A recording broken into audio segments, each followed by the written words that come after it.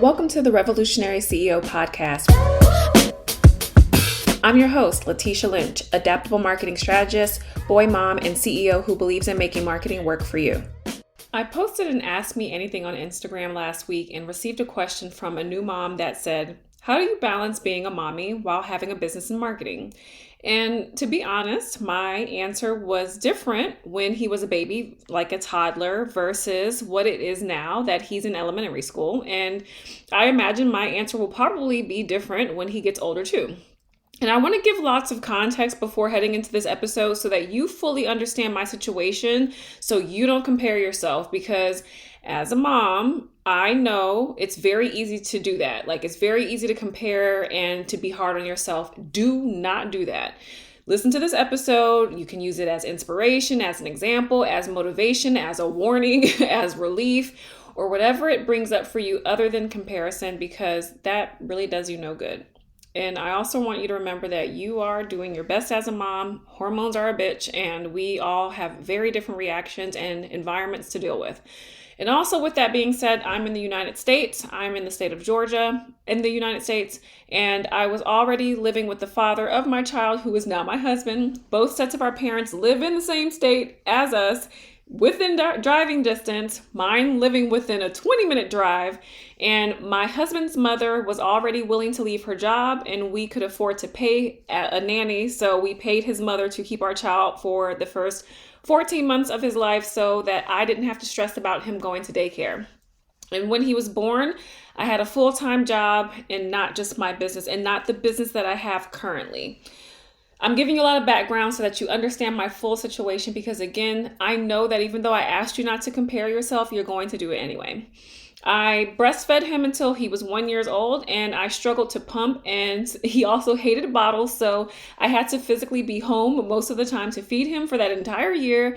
So by the time I started my freelance work, he was 1, and I was already used to working late at night after my 9 to 5 and after my child went to bed, and running on a few hours of uninterrupted sleep by the time I went full time in my business when he was 3. So just know that sleep was like just not even a thing that I was worried about, because I've been doing non-sleeping all this time anyway. So just keep all of this in mind when you hear my story. Okay, so I define my experience with balancing being a mom, owning and marketing a business in 3 stages: baby, toddler, and elementary.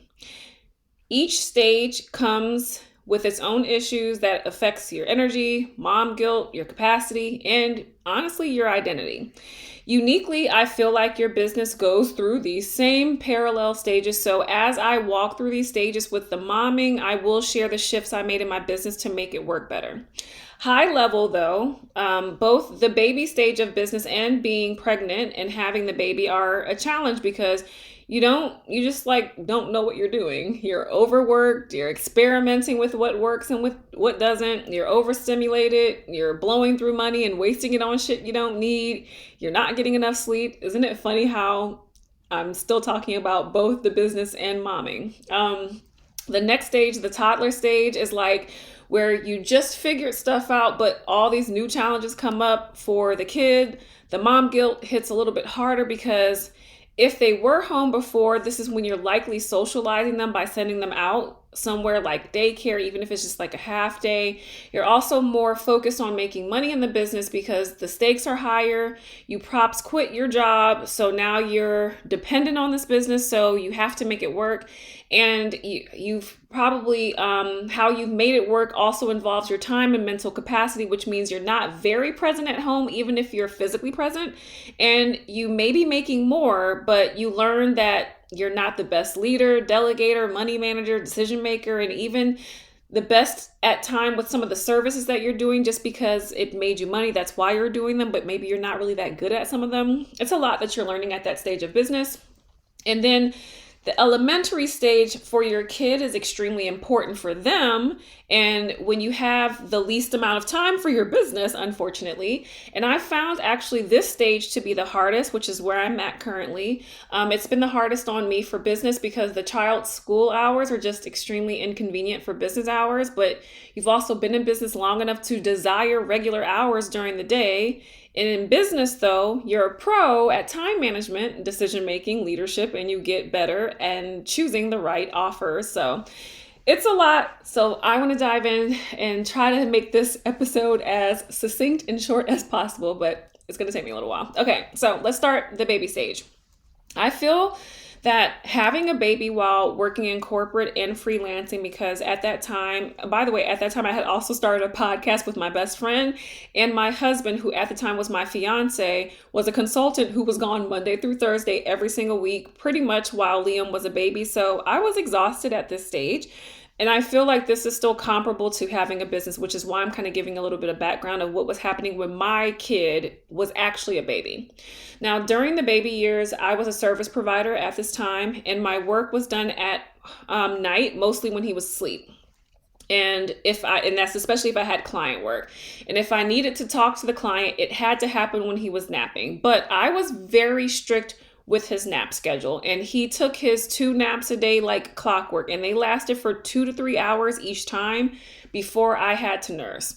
And I feel like that balance is the worst at the baby stage, because you're figuring out everything like out as a mom. You're figuring out your new identity. You're figuring out your new baby. If you have a mate, you're figuring out how to still be one to them and to get them to support you how you need them to.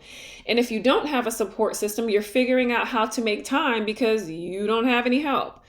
Now, my support was at my home. Of course, it was my mother-in-law, and she was there until like 3 p.m. every day, and she arrived usually no later than like 9 in the morning, and I would nurse him in the morning until she got there, and then she would take him from me, like literally from my bed in the morning, and I'd just start work. I was also working from home kind of illegally because the company I was working from didn't allow you to work remotely. And eventually I had to quit that job and find another job that allowed you to work. It was a remote company. And that's a whole other story that I'm not even going to dive into, but I did find another remote job that was marketing. Okay. And so let's talk about momming at the time. At the time, he's a baby, so I would play with him on the floor, and babies are pretty boring at that stage. So you take advantage of that time.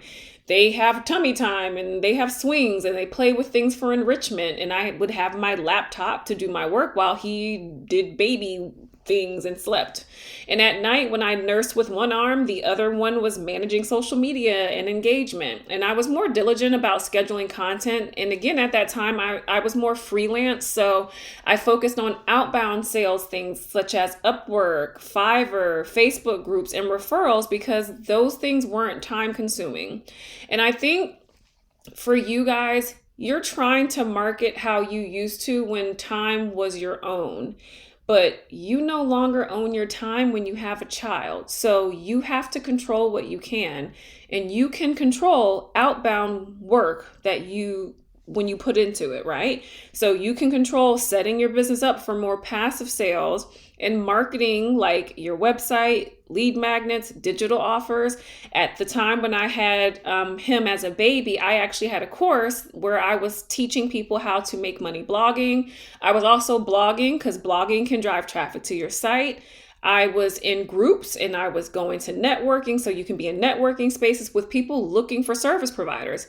I also had a corporate job, so since I was already going out of my house at that time and doing more, I had physical business cards, and I took them everywhere, and I networked in person a lot more then. I was in organizations, so I was in something called AMA, which is the American Marketing Association, and I was also in AIGA, because at the time, I have a degree in marketing and design, so I was in the American Institution of Graphic Arts, because again, I could control those things. You have to work with what you can control. And I think if you're a new mom and you're thinking you're going to try to do the stuff that you used to do, you have to have a new perspective here that it might not work for you like it used to right now. And my perspective at that time was to immediately adapt. I'm very adaptable, though. My personality is adaptable. And if yours isn't, you're going to have to learn to be so. So the next stage, the toddler stage, was a lot easier because he started daycare. So he was out of the house and gone from basically 9 to 5. And I didn't leave to pick him up until like 4:30. So I basically had the whole day. And I feel like if you can make it through the baby stage and be patient with yourself, you'll be okay. And you can work on the scaling and more heavy client facing work and normal business hour calls and group programs and VIP days and all the stuff that you really want to do in your business that you see everybody doing or what you used to do in this time period. Because, the brain fog and much of the hormones that you have that were unexpected for you when you had your baby, they're gone by that time. And you're also getting more sleep. So it's just a better time for you to start to regain and reacquaint yourself with who you are as a woman now at this stage. Because, you lose yourself having a child. They take over your body from the time you get pregnant to the entire, basically first year. Even if you don't nurse like I did, they still take over because they just need you more. They want to sleep on you and just be near you, be carried by you. You're constantly rocking them, holding them. You're attached to them. You're covered in fluids. It's just a really, really tough time when you have a baby. I'm not going to lie. But this particular stage, the toddler stage, you just have an opportunity to gain more clarity on where you want to see your business going long term. And I use this time personally to experiment with my business and marketing because at this stage, I actually was in my business that I currently have. So I use this time to experiment with my business and with marketing. So I launched all the time because I had the energy to do so, which allowed me to make a shit ton of money and invest in a lot of personal development. Mothering and marketing was easier because while I did have to play more with him because now he was crawling and doing things and looking to play, I incorporated it into my content and recorded it while I was playing with him. Like he'd be driving his little car thing or whatever it was, or I'd be pushing him on a stroller and I'd record stories. I designed carousels and scheduled them while he was at his daycare. I knew to go live and record my podcast during the daytime only. I was doing stories when I was outside playing with him. Engagement was happening when I was sitting on the couch while he was watching his little shows or when I was nap trapped. I also planned my entire launch in advance and pre-scheduled my content a lot more. And I think, when you have a baby and a toddler, because they are on such a strict schedule, you also kind of get on one. At least that was the case for me. So I noticed that I was a lot better at time management then because I just had to be. And I had to be for so many years at that time. And I also just used those years to, like I said, experiment. I tried different offers, I rebranded, I grew my services, I reduced them, I increased my prices, I created my digital shop at that time, all in the time that my child was a toddler. Like all this stuff was happening. I was hosting live events, I was going live, I was doing workshops, masterclasses, I got obsessed with Reels, I started focusing on LinkedIn, YouTube, Pinterest, blogging, my podcast started. All of that started in that time because I had the time and I wanted to see what worked. Remember, you actually start to get more sleep, because once you become a parent, you just don't get the same amount of sleep that you used to get when it was just you. But because it's a drastic jump from waking up every 2 hours, 3 hours, or getting basically no uninterrupted sleep to finally getting, a few straight hours of sleep, you feel the energy coming back to you. So for me, I just felt like I was energized, which is why I had a peak of energy to do all this stuff. Now, eventually after a couple of years because they're only toddlers for so long, after like a couple of years, I did burn out, and it hit me when my child basically hit elementary school. I was like, oh yeah, I'm tired of this, because I was trying to cram everything into less time. When they go to elementary school starts at 7:45 and it ends at 2:15. So you're up so early and your day ends so soon, and your child at that stage just needs attention when they get home. And they also have homework and want to have like real conversations since they're older. And mom guilt really comes back hard here, mostly because they now vocalize that you're on your phone too much, or they want to spend time with them. Like they want you to spend time with them and they want you to stop being on your computer. It's actually pretty awful. It was really hard for me when he started saying things like that to me. And for me, I also had my business basically growing up with my kids. So I also felt like my business was at the stage where it was mature enough to take a step back and slow down, and my personal life was going to be more in the spotlight. So I shifted my offers that were to offers that were not stressful, that brought in recurring revenue. Even though it was lower income per person, it will eventually add up, and that's what I had to keep in perspective. I kept one-on-one services, but I chose the ones that were lighter on my energy and mental load, and I chose offers that were more short-term, besides my membership, obviously, but everything else was very short-term. And my hours are just extremely limited to the school schedule, and I had to accept that when he gets home from school, my brain kind of shuts down and he wants attention or more presence than anything. And this choice with services made me take a huge hit to my monthly revenue. And I made the choice to stick it out because, well, first of all, I have the luxury to do so. I have a spouse that could support the home financially. And my business had been making enough income to pay my personal bills until I can get my revenue back up with my services at the new pace and structure without compromising. And as far as momming at this stage, it's kind of back to you being needed, just not exactly in the same way as the baby days. I may not need to like talk to him, but there needs to be more caring for like snacks and cooking dinner. And the same even goes for my husband, who seemed to suddenly like desire more domestic things like dinner at a certain time on weekdays. And this was not the case, by the way, until like I would say the most recently, like the last year. And my husband pays for everything, so I feel like this is like kind of fair. Like I'm just more conscious of like what my family needs from me, whereas before I really was prioritizing my business.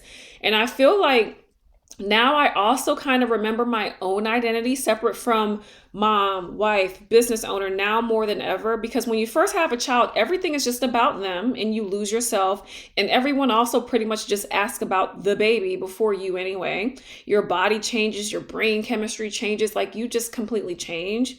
And then same with business, it becomes your identity and everything you think about and prioritize in the beginning, especially when you quit your job or if you're the breadwinner or if you're a single mom because you need it to work out.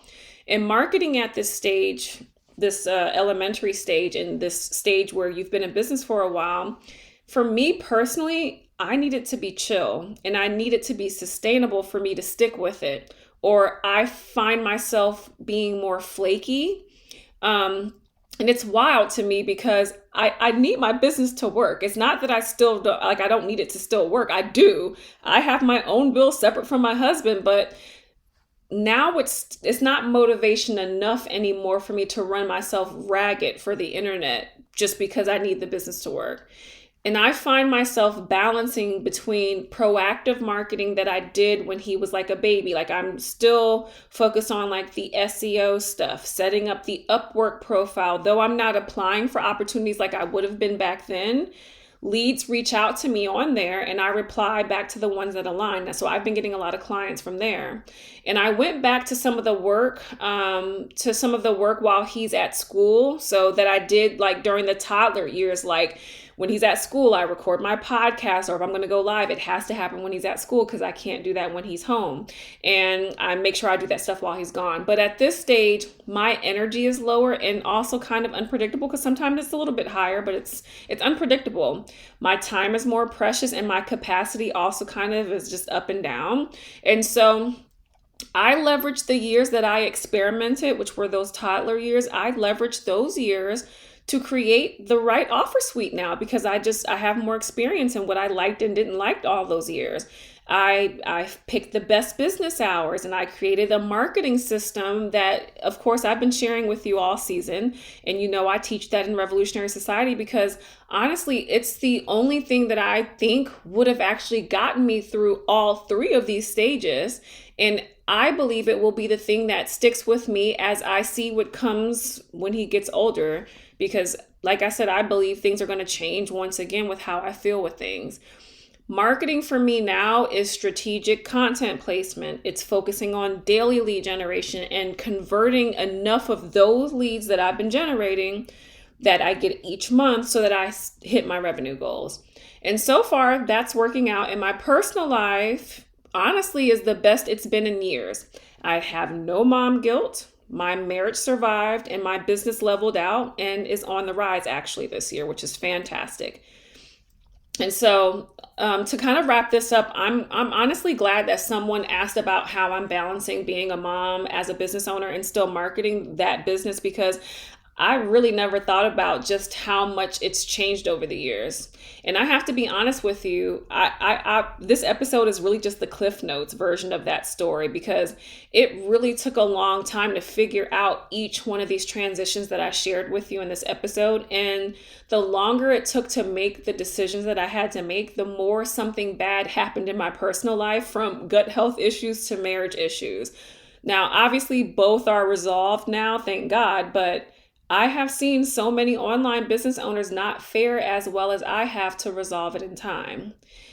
Being a mom and having to market and run business is hard. You have to listen to your body and rest when you need rest, which is why it's important to set your business up, especially when it comes to marketing, so that it works for you, so that there is less pressure for you to be consistent in the way that consistency is defined as doing the same thing all the time, because you will not be able to. Your time isn't your own anymore, and it won't be for a while. And even when it is, you have a little person who needs your presence, and you're going to want to be able to give it to them. So set your business up so you'll be able to, without the stress that doing so may put you out of business or force you to have to overwork yourself to make up for the time you took off. Now, you can work with me one-on-one to come up with a more aligned marketing strategy to fit your energy and capacity in the coin collecting strategy service that I have, or in Revolutionary Society to create your daily lead generation system in 90 days. Both links will be in the show notes, and I appreciate you hanging out with me in this episode. I'll see you in the next one. If you enjoyed this episode, subscribe to the Revolutionary CEO podcast on your favorite podcast listening platform and leave a review to let me know the moments you enjoyed most. Substackers, Spotify users, and YouTubers, leave me a comment with your biggest takeaway or questions from the episode. And be sure to connect with me on Instagram, YouTube, or Threads. I'm always at Her Marketing Coach. Talk to you next week.